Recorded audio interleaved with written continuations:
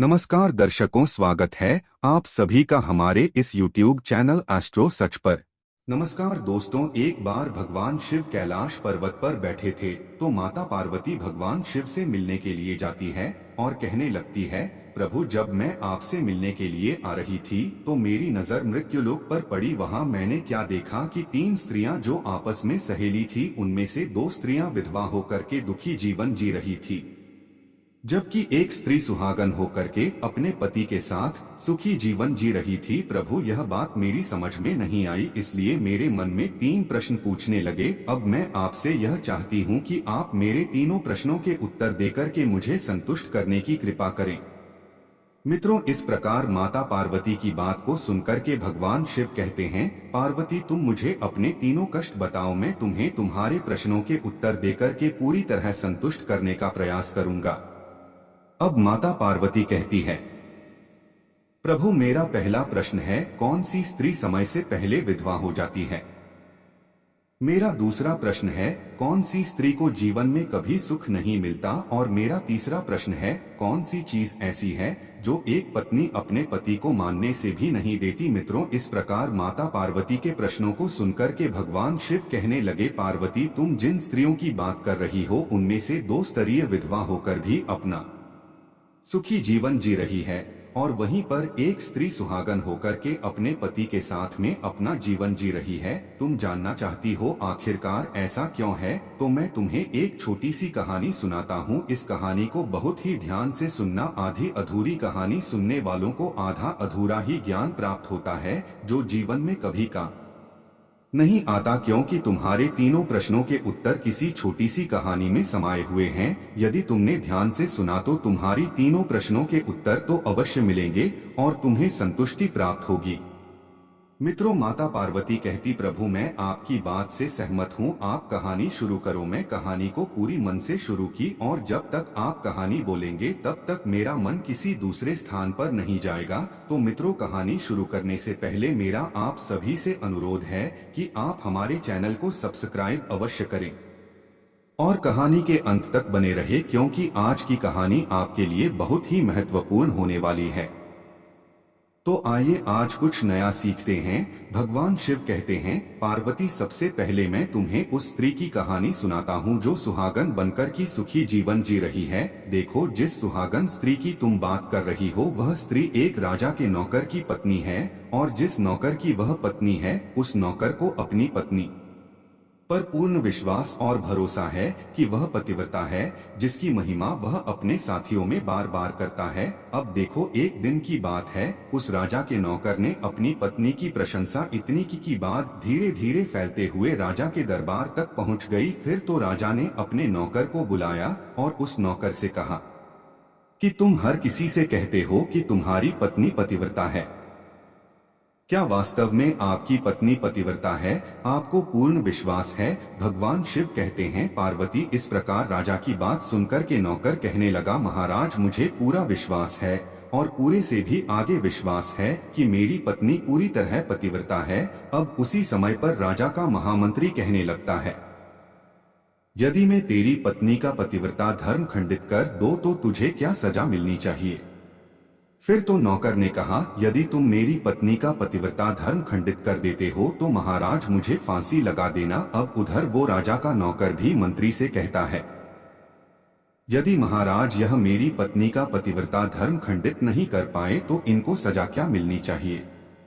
तो राजा ने कहा कि मंत्री को भी फांसी की सजा दी जाएगी। भगवान शिव कहते हैं, पार्वती मंत्री ने स्वीकार कर लिया और नौकर से पूछा कि क्या वस्तु लाओ जिससे तू माने कि मैं तेरी पत्नी का धर्म खंडित करने में सफल हुआ। तो नौकर ने कहा, मंत्री यदि तुम मेरे घर से जाकर के मेरे विवाह के समय पर मुझे एक पटका मिला था और एक कतार मिली थी, वो मेरी पत्नी ने बहुत ही संभाल कर रखी है, जो सुहाग की निशानी मानी जाती है। यदि तू पटका और कतार लाकर मुझे दिखा दे तो मैं मान जाऊंगा कि मेरी पत्नी का धर्म तूने पूरी तरह नष्ट कर दिया है। अब भगवान शिव कहते हैं, पार्वती शर्त स्वीकार हो जाने के बाद में वह मंत्री शहर में जाता है और एक दूती से जाकर मिलता है। वह दुती हमेशा एक दूसरे से भिड़ने का काम करती थी और जुकाम कोई नहीं करता था वह काम करने में सक्षम थी। फिर इस प्रकार उस मंत्री ने उस दुती को अपने स्वार्थ के लिए बुलाया और ड्यूटी से कहा कि देखो इस नाम का एक व्यक्ति है, उससे मेरी शर्त लगी है। और फिर उसने उस सत्य के बारे में उसको सारा कुछ बता दी। या फिर वो उस ड्यूटी से कहने लगा कि तू कैसे भी करके उस स्त्री से मेरा संपर्क करवा दे, तुझे जितना धन चाहिए मैं उतना धन दूंगा। भगवान शिव कहते हैं पार्वती इस प्रकार मंत्री की बात सुनकर दुती कहने लगी भाई तू उस औरत के बारे में बात मत कर, वो औरत पूरी तरह से पति करता है, तेरी ओर थूके की भी नहीं, तेरी शक्ल भी नहीं देखेगी और उनके परिवार के व्यक्ति खूंखार है, तेरी खाल उतार लेंगे। तो मंत्री कहने लगा ठीक है, यदि तू मेरा उससे संपर्क नहीं करवा सकती है तो एक काम कर दें, उसके घर जाकर के पटका और कतार चुरा कर लाते और उसकी पत्नी के गुप्तांग के पास में यदि कोई चिन्ह हो तो वह चीन में भी मुझे देख करके बता दें, फिर मैं तुझे मुहमांगा इनाम दूंगा। भगवान शिव कहते हैं पार्वती यह बात ड्यूटी की समझ में आ गई और उसने कहा ठीक है मैं तुम्हारा काम अवश्य करूंगी। नौकर शहर में रहता था, दुती नौकर के घर जाती है, उसकी पत्नी से जाकर बोलती है बेटी मैं तेरी पति की बुआ हूँ, मैं कई वर्षों के बाद आई हूँ।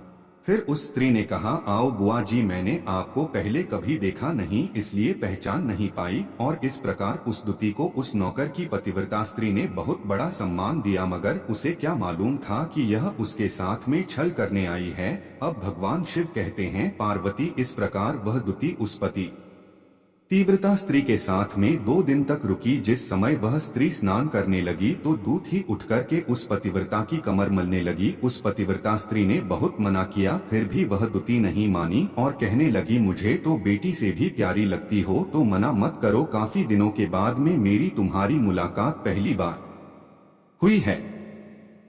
अब ऐसा कहकर कि वह दुती मुख पर हाथ फिराने लगी, फिर आंखों को धोने के बहाने से उस दुती ने उस पतिव्रता स्त्री की आंखों पर पानी मार दिया और उस स्त्री की आंखें बंद हो गई। इस प्रकार गुप्तांग के पास में जांघ पर उस स्त्री के एक तिल था जो दुती ने देख लिया, बस उसका काम बन गया। उधर ही स्नान करने के बाद में जब वह पतिव्रता स्त्री रसोई में खाना बनाने गई तो दुती को मौका मिल गया और उसने पटका और कतार उस नौकर के घर से चुरा ली और वहां से एकदम से भाग गई। और जाकर के दुती ने वह पटका और कतार मंत्री को दे दिए और उस पतिव्रता स्त्री के जांघ पर तिल की निशानी भी बता दे। भगवान शिव कहते हैं पार्वती फिर वह मंत्री पटका और कतार लेकर के सीधा राजा के दरबार में पहुंचा और राजा से जाकर कहा महाराज मैंने नौकर की पत्नी के पास में 2 दिन बिताए तो नौकर मान गया कि वास्तव में आज मेरी पत्नी ने अपना पतिव्रता धर्म पूरी तरह से भंग करवा लिया। भगवान शिव कहते हैं पार्वती फिर तो राजा ने फांसी का दिन 15 दिन के बाद में रख दिया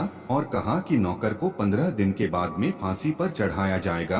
और इस प्रकार से नौकर से उसकी अंतिम इच्छा पूछी तो नौकर ने कहा कि मैं अपनी पत्नी से अंतिम बार मिलना चाहता हूँ। भगवान शिव कहते हैं पार्वती इस प्रकार राजा ने उस नौकर को आज्ञा दी कि ठीक है तुम अपनी पत्नी से मिल सकते हो। फिर नौकर अपने घर गया और अपनी पत्नी से कहा कि आपने मेरे साथ में बहुत बड़ा विश्वासघात किया, मैंने आपके विश्वास पर मंत्री से ऐसी शर्त लगाई थी कि राजा के दरबार में राजा के सामने मैंने कहा था कि मेरी पत्नी का पतिव्रता धर्म कोई नष्ट कर दे, वे तो मुझे फांसी लगा देना। अब मुझे 15 दिन के बाद में फांसी लगा दी जाएगी, मेरे साथ विश्वासघात करके तुमने ठीक नहीं किया। भगवान कहते हैं पार्वती उस पतिव्रता स्त्री ने अपने नौकर पति को सारी बात बताई मगर उसे विश्वास नहीं हुआ और वह राजा के दरबार में पहुंच गया। फिर नौकर राजा के दरबार में पहुंचा तो फिर उसे कैद में डलवा दिया गया। अब उधर नौकर की धर्मपत्नी ने परमात्मा को याद किया और राजा के दरबार में गई और राजा से नाच दिखाने की आज्ञा मांगी। भगवान शिव कहते हैं पार्वती उधर नौकर की धर्मपत्नी ने परमात्मा को याद किया और अपना भेष बदल कर के राजा के दरबार में गई और राजा से 5 दिखाने की आज्ञा मांगने लगी, क्योंकि वह स्त्री बहुत ही सुंदर थी और उधर राजा शौकीन होते हैं, इसलिए राजा ने आज्ञा दे दी कि सभी मंत्री संतरी आदि उपस्थित होकर के इस सुंदरी का नाच करवाने की पूरी व्यवस्था करें।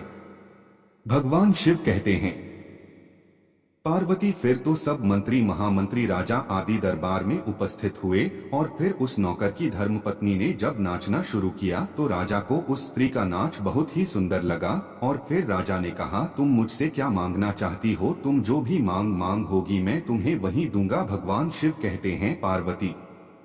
फिर उस नौकर की पतिव्रता स्त्री ने कहा, महाराज आपकी सभा में मेरा चोर है जिसने मेरे रुपए लिए थे मगर आज तक वापस नहीं दिया, उसे फांसी की सजा दे दीजिए। तब राजा ने कहा, ठीक है, बताओ मेरे दरबार में तुम्हारा चोर कौन है, उसका नाम क्या है? मैं उसको फांसी की सजा अवश्य दूंगा। भगवान शिव कहते, पार्वती। फिर उस नौकर की पतिव्रता स्त्री ने कहा, महाराज आपका मंत्री मेरा चोर है, आप इनको फांसी की सजा अवश्य दें। जैसे ही मंत्री ने सुना कि सुंदरी मुझे अपना चोर बता रही है तो मंत्री कहने लगा, महाराज मैं कसम खाकर कहता हूँ कि मैंने इसका कभी कुछ नहीं चुराया है, मैंने इसे आज तक कभी देखा ही नहीं है, तो मैं चोरी कैसे कर सकता हूँ? मैंने आज तक इसकी शक्ल ही नहीं देखी है। अब भगवान शिव कहते हैं, पार्वती जैसे ही मंत्री ने कहा कि मैंने सुंदरी की आज तक शक्ल ही नहीं देखी है तो वह सुंदरी कहने लगी, महाराज यह मंत्री मुझे जानता नहीं है, तो आप इससे यह पूछो कि यह पटका और कतार कहाँ से लाया था। मैं उस नौकर की पत्नी हो जो आपके यहाँ पर नौकरी करता है और आप मेरे निर्दोष पति को फांसी चढ़ाने वाले हैं। अब मैं आपको पूरी दक्षता सुनाती हूँ।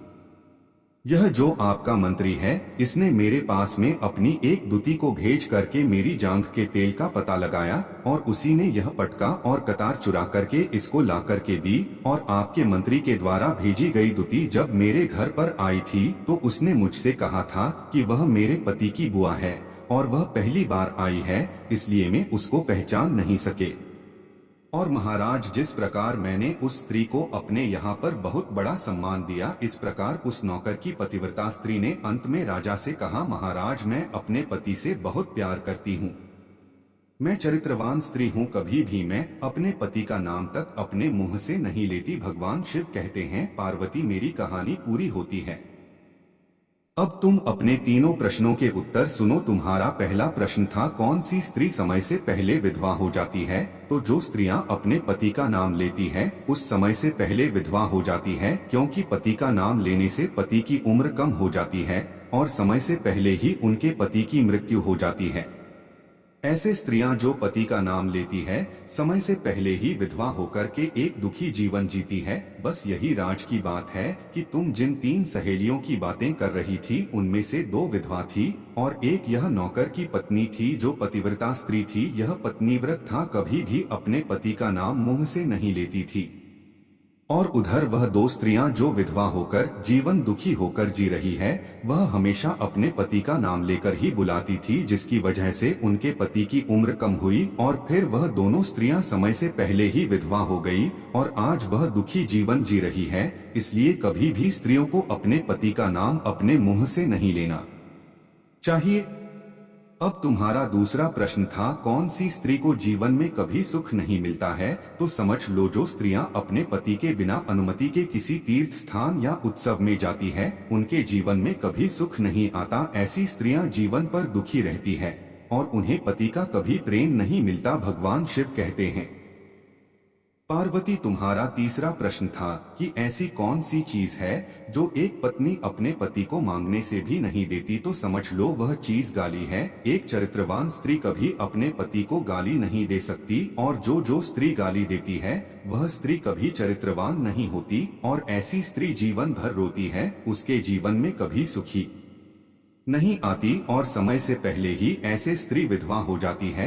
मित्रों, इस प्रकार कहानी सुनने के बाद में माता पार्वती पूरी तरह से अपने तीनों प्रश्नों से संतुष्ट होकर कहती है, प्रभु वास्तव में जो स्त्री चरित्रवान होती है वह कभी दुखी जीवन नहीं जीती है, क्योंकि ऐसे घर में लक्ष्मी का वास होता है और वह घर धन धान्य से हमेशा भरपूर बना रहता है। ऐसी स्त्रियां हमेशा घर को स्वर्ग बना देती है। तो मित्रों, यदि आपको कहानी पसंद आई हो तो प्लीज आप हमारे चैनल को सब्सक्राइब अवश्य करें और दोस्तों सच्ची श्रद्धा से कमेंट में जरूर लिखें, हर हर महादेव, राधे राधे। देवों के देव महादेव सदैव आप पर अपनी कृपा बनाए रखें और भगवान शिव पार्वती जी के लिए एक लाइक करना ना भूलें। धन्यवाद।